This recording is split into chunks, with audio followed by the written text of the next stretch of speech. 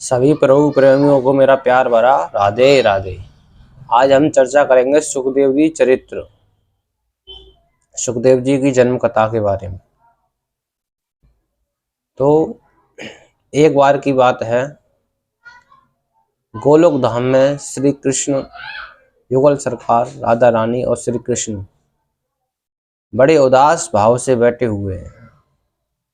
तब राधा रानी ने पूछा, हे प्रभु, आप उदास क्यों हैं? तब श्री कृष्ण जी ने उत्तर दिया कि हे देवी, मैं ये कलयुग के प्राणियों के कर्म के कारण ही दुखी हूँ, क्योंकि ये कलयुग का जो जीव है, मैंने इसे इंसान बनाया, ये अपना धर्म भूलता जा रहा है, विभिन्न योनियों में भटकता हुआ ये ऐसे कार्य करता है कि इसका पुनर्जन्म होना तय है। ये 84 लाख योनियों में भोगने के लिए तैयार होता है अपने कर्मों के द्वारा, और इसीलिए मैं दुखी हूँ। क्योंकि कलयुग का जो जीव है उसका मन पाप में ज़्यादा लगता है, पुण्य में अधिक। इसलिए पाप की वृद्धि होती है तो उसका आचरण गलत होगा। देखिए, गांधी जी के 3 बंदर थे, बुरा मत देखो, बुरा मत सोचो, बुरा मत देखो, बुरा मत कहो और बुरा मत सुनो। आजकल इस कलयुग में जीवों का जो स्वभाव है आसुरी स्वभाव का हो गया है। ना कोई दया है, ना कोई धर्म है, सब पेट भरने में लगे हुए हैं और मनमानी जीवन यापन कर रहे हैं अपना। इसलिए श्री कृष्ण गोलोक धाम में उदास हैं उनके कर्मों को देखकर। तब राधे जी ने पूछा कि हे प्रभु, आपने कोई समाधान ढूंढा है इनके कल्याण के लिए? उन्होंने कहा कि हे राधे, मैंने कल्याण सोचा है। देखिए, जब हमारे पिताजी और किसी का पिता अगर अपने बच्चे को दुख देता है तो वो स्वयं दुखी होता है। क्यों? क्योंकि उससे उसका रिश्ता है, इसलिए वो दुखी होता है। इसी प्रकार परमात्मा के हम अंश हैं। जब हम कोई गलत कार्य करते हैं, गलत रास्तों पर जाते हैं, तो प्रभु को बड़ी कष्ट होता है। क्यों? क्योंकि वो हमारे पिता हैं, जगत पिता हैं। श्री कृष्ण वंदे जगत गुरु, वे जगत के पालनहार पिता हैं, इसलिए उनको कष्ट होता है। तो राधा जी ने कहा कि प्रभु, आपने कोई उपाय सोचा है? तो उन्होंने कहा, कृष्ण जी ने कहा कि हाँ राधे, मैंने उपाय सोचा है। मैंने सोचा है कि हमारा कोई दूत जाए यहाँ गोलोक धाम से और वो हमारी कथा का गायन करे। जब वो हमारी कथा का गायन करेगा पृथ्वी लोक पर, तो कलयुग के जीवों का कल्याण होगा। जब कलयुग का जीव हमारी कथा को सुनेगा, उसका चिंतन करेगा, मनन करेगा, तो उसको सत्य असत्य का बोध होगा, जिससे वो अपना जीवन सत्य के मार्ग पर चलाकर अपना कल्याण के लिए अग्रसर होगा। तो राधा जी ने पूछा कि कौन जाएगा? तब श्री कृष्ण कहते हैं कि ये सुख, देखिए, सुख राधा रानी के, श्री कृष्ण जी के युगल सरकार के, राधा रानी सुख जी को अनार के दाने पवाती हैं। वो श्री चरण सुखदेव जी है ना, वो राधा रानी के हस्त कमल पर बैठकर दाने खाते हैं अनार के। वो कहते हैं, राधा रानी कहती हैं सुख कृष्ण कृष्ण बोल प्यारे, कृष्ण कृष्ण बोल। फिर राधा रानी से वो उड़कर कृष्ण के चरण, कृष्ण के हस्तकमल पर जाकर बैठते हैं, तो वो दवा नहीं पवाते हैं, बड़ा लाड करते हैं सुखदेव जी को। तो वो कृष्ण कहते हैं सुख राधे राधे बोल। तो वो बड़े भक्त हैं, तो उन्होंने कहा, राधे ने कहा, तो कृष्ण जी ने कहा कि सुखदेव जी सुख को भेजो, दिया जाएगा। तो सुखदेव जी जाते हैं, उन्होंने कहा, सुखदेव जी जाते हैं, तो कृष्ण जी ने कहा कि सुख आप जाओ, आप पृथ्वी पर गायन करो। तो कैलाश पर्वत पर सुखदेव जी उड़ते चले आ रहे हैं, तो कैलाश पर्वत पर पहुंचे। वहां पहुंचे तो वहां भूत बावन, भूतनाथ, शिव शंकर, भोलेनाथ और पार्वती मैया रहती हैं। वहाँ भोले बाबा और पार्वती मैया का कुछ संवाद चल रहा है। तभी वहाँ नारद मुनि आए प्रभु की कृपा से। तब नारद मुनि पार्वती मैया के गुरु हैं नारद मुनि, क्योंकि उन्होंने पार्वती मैया को ही शिव को प्राप्त करने का तरीका बताया था। इसलिए देवर्षि नारद जी पार्वती मैया के गुरु हैं, उनको प्रणाम किया, साष्टांग प्रणाम किया उनको, और कहा, हे गुरुदेव, आप देवर्षि नारद जी से कहा, हे गुरुदेव, आप बहुत दिनों बाद आए हो, आजकल कहाँ रह रहे हो? तब नारद जी ने कहा, हे देवी, मैं संसार के स्वार्थ के प्रेम को देखकर मैं अब कहीं नहीं जाता, मेरा मन नहीं करता कहीं जाने का। उन्होंने कहा, क्यों? क्योंकि इस जगत में केवल स्वार्थ का ही प्रेम रहेगा यार। देखिए, इस संसार में सब जो रिश्ते हैं वो स्वार्थ के ही हैं। आपको प्रेम आपसे कोई नहीं करता, आपके जो स्वार्थ है उससे करता है सब। आपसे किसी को काम है तभी आपसे पूछेगा, आपकी प्रशंसा करेगा, किसी को काम को करने के लिए प्रार्थना, उनका स्वभाव है।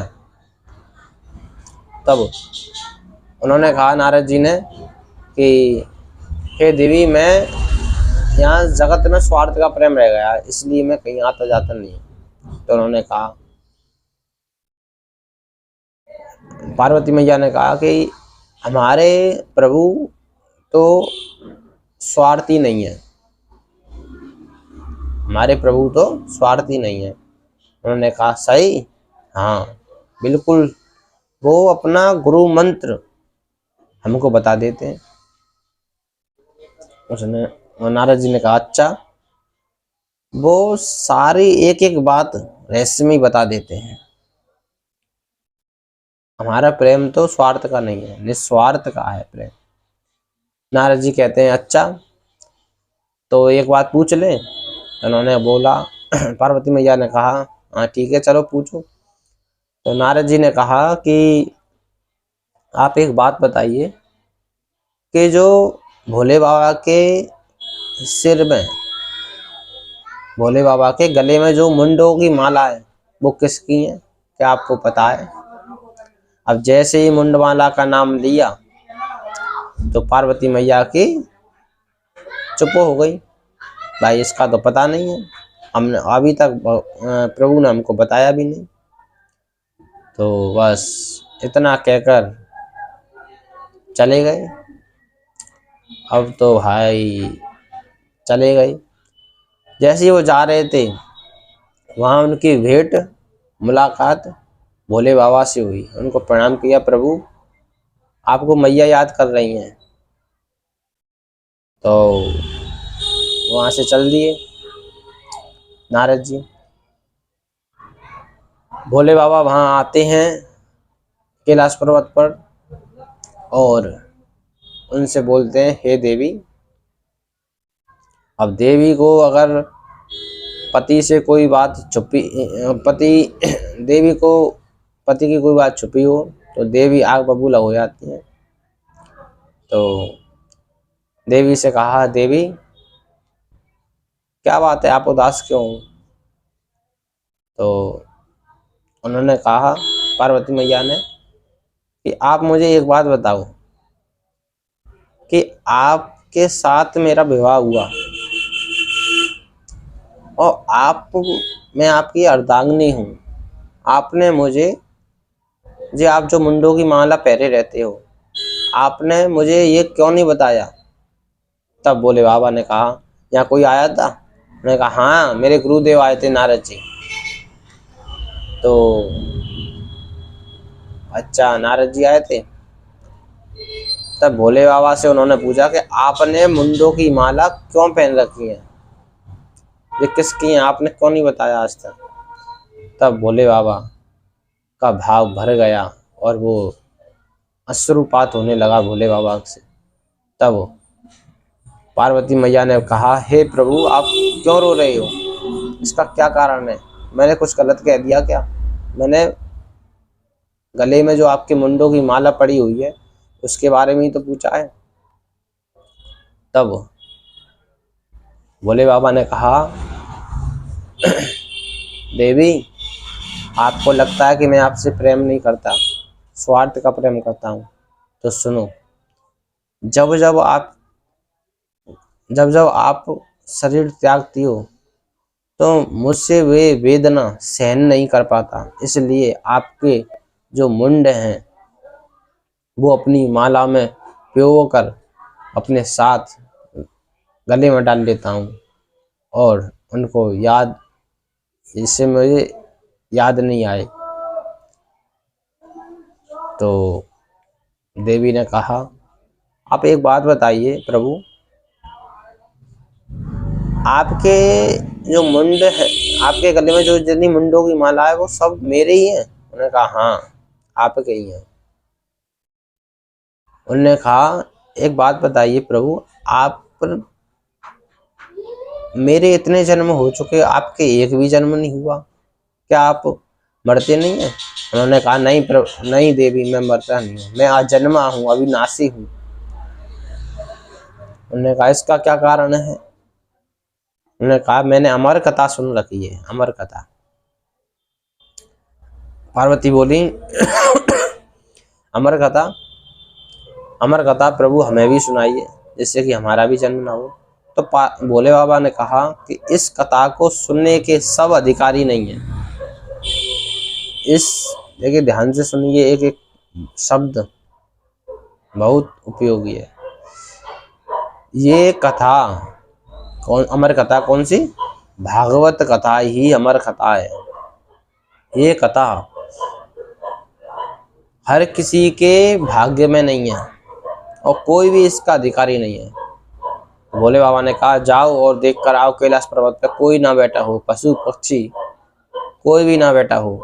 तब पार्वती मैया जाती हैं और वहाँ देख कर आती हैं तो वहाँ सुखदेव जी महाराज, सुख अंडे के रूप में विकलित अंडे के रूप में वहाँ विराजमान थे। तो पार्वती मैया देख कर आई कैलाश पर, उन्हें सुख नहीं नजर आए, उनकी दृष्टि सुख पर नहीं पड़ी। तो पार्वती मैया आई जब कैलाश पर्वत पर, भोले बाबा से कहा कि वहाँ कोई नहीं है। तो भोले बाबा ने, पहले कथा होती थी आंख बंद करके ध्यान मुद्रा में, जैसे जैसे आप कथा कहोगे वो उनकी जो छवि अभिनय प्रदर्शित होता था, दिखता था। तो भोले बाबा ने आंखें बंद कर कर कथा सुनाना प्रारंभ किया और कहा, हे देवी मैं आपको कथा सुना रहा हूँ,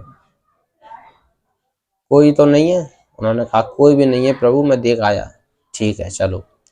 तो भगवान शिव ने उनसे कहा कि जब मैं कथा सुनाऊं तो आप हुंकार भरना, जिससे कि मुझे लगे कि मैं आप कथा सुन रही हो। उन्होंने कहा ठीक है प्रभु। जैसे कहते हैं ना कि ऐसा कोई कहानी सुनाए बच्चों को, तो ये हुआ हाँ, ये हुआ हाँ, ये हुआ हाँ, इसी प्रकार आप हुंकार भरते रहना। मैंने कहा ठीक है। तो सुखदेव जी ने पार्वती मैया को भोले बाबा कथा सुनाते हैं। तो जब पहले दिन की कथा हुई, दूसरे दिन की कथा हुई, तीसरे दिन की, इसी प्रकार कथा जब मध्य में पहुंच गई, बीचों बीच में पहुंच गई, तब माता पार्वती को निद्रा ने घेर लिया, नींद आ गई उनको। अब सुखदेव जी का भोले बाबा कथा सुनाते रहे। अब सुखदेव जी सोच रहे हैं अगर माता को नींद आ गई, अगर ये हुंकार नहीं भरी तो कथा प्रभु यहीं समाप्त कर देंगे।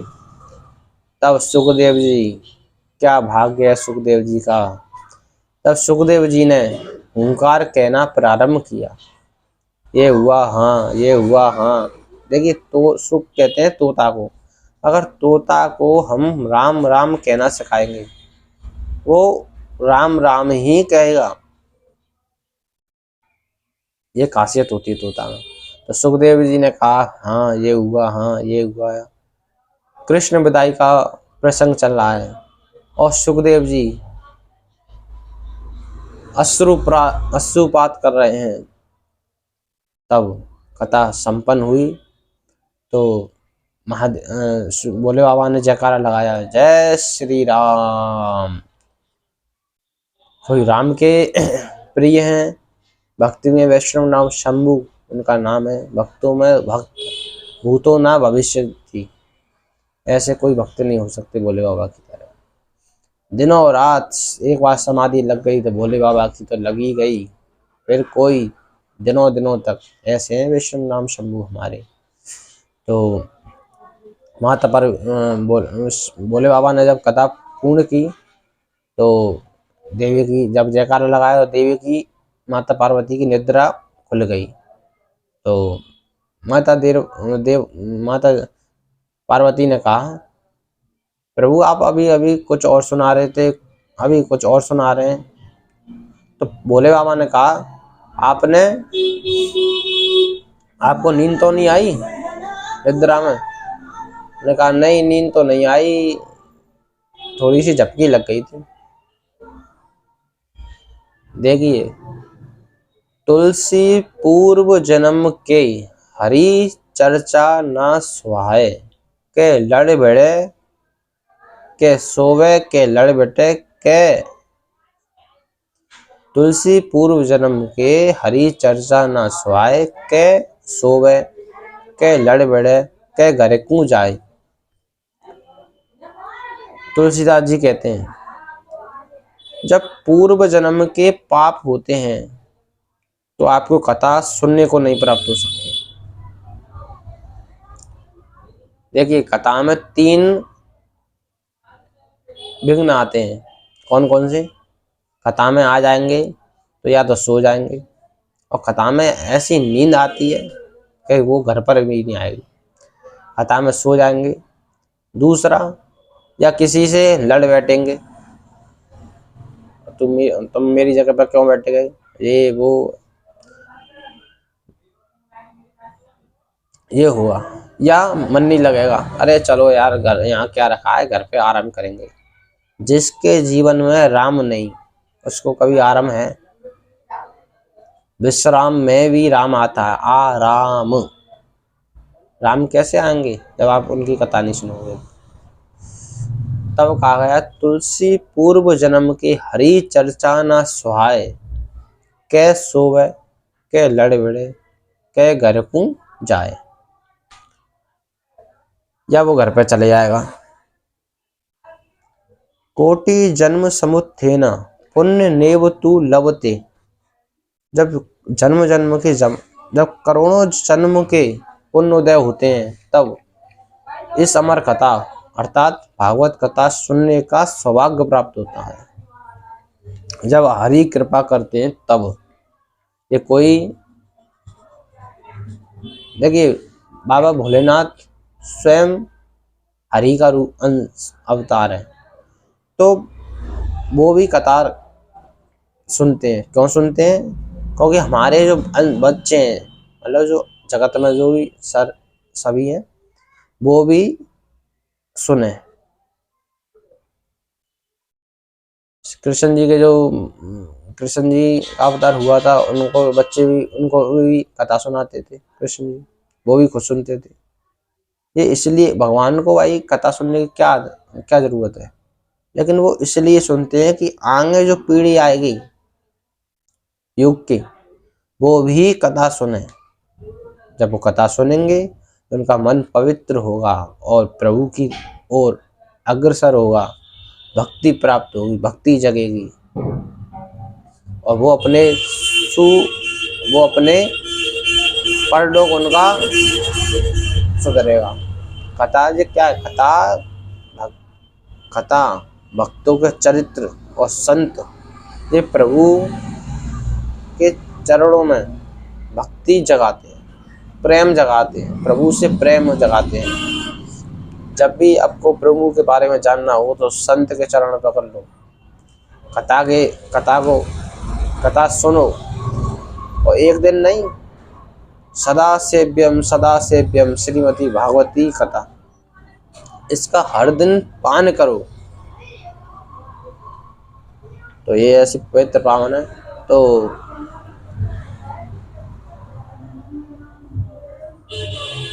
तो हम कहाँ पर थे? सुखदेव हाँ, भोले बाबा ने पूरी कथा कर दी। भोले बाबा ने पूरी कथा करने के बाद उनकी दृष्टि सुख पर पड़ी। जैसे ही वो सुख पर पड़ी तो भोले बाबा को क्रोध आया। जैसे वो त्रिशूल लेकर भागे और सुख आगे आगे और भोले बाबा पीछे पीछे दौड़ते हुए आए। वेद व्यास जी की पत्नी बटिका अपने केस सुखा रही थी और उनको जमाई आई तो सुखदेव जी सूक्ष्म रूप से व्यास जी की पत्नी के मुख के अंदर प्रवेश करके गर्भ स्थान पर ठहर गई। तो भोले बाबा ने कहा, ठीक है, कोई बात नहीं, विधि का विधान है, आप 9 महीने के बाद तो आओगे। तब सुखदेव जी बोलते हैं, आप 9 महीने की कह रहे हो? अगर आप बैठे रहोगे तो मैं 9 साल तक नहीं आऊंगा। तब बहुत पीड़ा हुई व्यास जी की पत्नी को। तब व्यास जी ने कहा, प्रभु आप यहाँ से पधारिए। सब कहते हैं कि आओ प्रभु आओ हमारे घर, लेकिन व्यास जी कह रहे हैं हमारे यहाँ से पधारिए।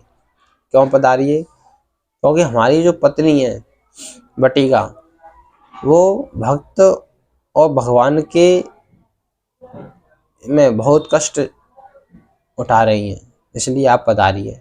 तब वेद व्यास जी ने उनकी स्तुति की भोले बाबा की। कर्पूर गौरम करुणावतारम संसार सारम भुजगेन्द्रहारम सदा वसंतम हृदयविंदे भवम भवानी सतम नमामि। भोले बाबा की स्तुति की और भोले बाबा ने आशीर्वाद दिया कि हे व्यास जी, आपका पुत्र बड़ा विवेकवान बनेगा, जन कल्याण के लिए पृथ्वी लोक पर आएगा। तो ऐसा कहकर आशीर्वाद देकर प्रभु वहां से चल दिए भोले बाबा।